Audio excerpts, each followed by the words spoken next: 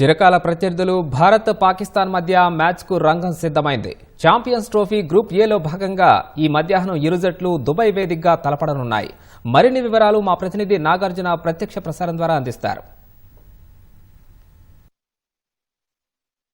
సేపట్లో భారత్ పాకిస్తాన్ల మధ్య ఛాంపియన్స్ ట్రోఫీలో భాగంగా వన్డే మ్యాచ్ జరగనుంది. సో ఈ మ్యాచ్ కోసం క్రికెట్ అభిమానులు ఎదురు చూస్తున్నారు. దేశవ్యాప్తమే కాదుగా ప్రపంచవ్యాప్తంగా కూడా ఈ మ్యాచ్ కోసం ఎదురు చూస్తున్నారు. ప్రస్తుతం క్రికెట్ అభిమానుల్లో ఇండియా గెలవాలని వాళ్ళంతా కూడా ఎంకరేజ్ చేస్తున్నారు. ప్రస్తుతం మనం సరోజినీ దేవి అకాడమీలో ఉన్నాం. ఇక్కడ ఉన్నటువంటి స్టూడెంట్స్ అంతా మనం ఒకసారి చూడొచ్చు. వాళ్ళు ఇండియా జీతేగా అంటూ వాళ్ళు నినాదాలు చేస్తున్నారు.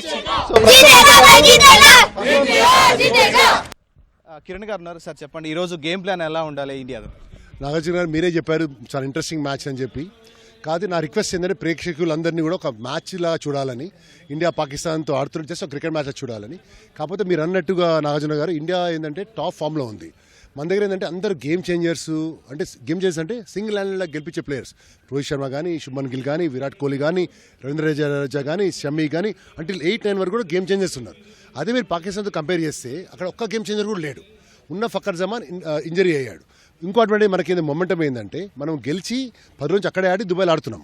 పాకిస్తాన్ ఏంది, వాళ్ళు లాహోర్లో ఓడిపోయి వాళ్ళకు డూ ఆర్ డే మ్యాచ్.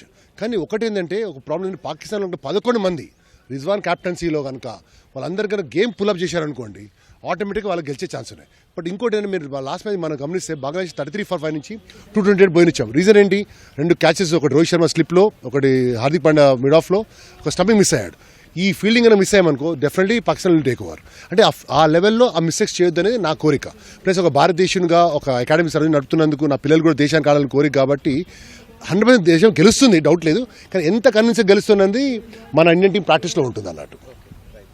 మరి కొంతమంది పిల్లలు నాతో మాట్లాడదాం. సో ఈరోజు మ్యాచ్ ఎలా ఉండబోతుంది, నువ్వేమనుకుంటున్నావు? ఈరోజు మ్యాచ్ చాలా ఇంట్రెస్టింగ్గా ఉండబోతుంది. ప్లస్ చాలా బిగ్గెస్ట్ రైవర్లీలు ఉంటాయి ఇక్కడ. బ్యాక్ సైడ్ నుంచి రిజ్వాన్ కూడా ఎక్కువ స్లెడ్జింగ్ చేస్తాడు. సో అదే ఫామ్ మన అట్లా అని చెప్పి కేఎల్ రాహుల్ ఇంకా అదర్ ప్లేయర్స్ ఏం ఊరుకోకుండా ఉండరు, వాళ్ళు స్లెడ్జింగ్ చేసే చూడొచ్చు మనం పాకిస్తాన్ మ్యాచ్లో.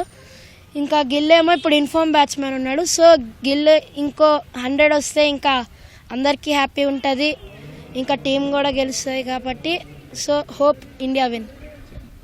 నువ్వేమనుకుంటున్నావు? Good morning. My name is Amit. I am an all-rounder from India.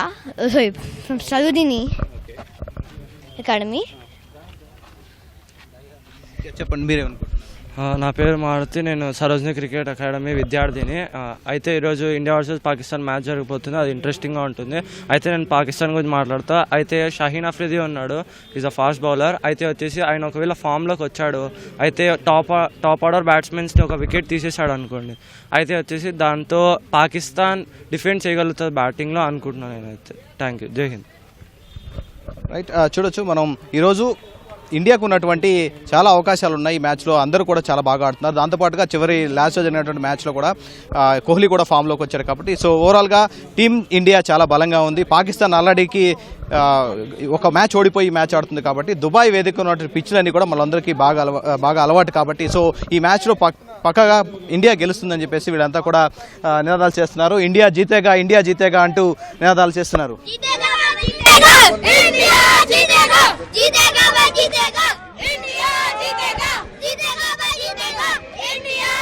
So, over to studio.